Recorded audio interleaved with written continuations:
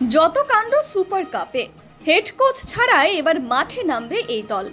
Inter কাশের প্রধান coach Antonio Lopez Habas আগামী 23 April ভুবনেশ্বরে Bengaluru এফসির বিরুদ্ধে সুপার কাপের রাউন্ড অফ 16 ম্যাচে দলের সঙ্গে থাকবে না বলে জানা গেছে। 67 বছর বয়সী এই স্প্যানিশ কোচ বাড়ি ফিরেছেন বলে জানা যায়। একটি সূত্র জানিয়েছে তার মেয়ে প্যারিসে ছিলেন এবং সন্তান প্রত্যাশা করছিলেন। হাবাস সম্ভবত স্পেনে পৌঁছেছেন। পরিবারের সঙ্গে থাকা এই মুহূর্তে খুবই গুরুত্বপূর্ণ।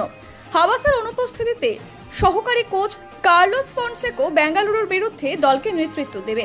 আরও জানা গিয়েছে হাবাস প্রথম ম্যাচে থাকবে না, যেহেতু এটি একটি নকআউট প্রতিযোগিতা এবং ক্লাব জানে না তারা জিতবে কিনা, তাই তার পরবর্তী ম্যাচে উপস্থিতি নিয়েও অনিশ্চয়তা রয়েছে। ইন্টার কাশের সমর্থকরা এই ম্যাচের জন্য অধীর আগ্রহে অপেক্ষা করছেন।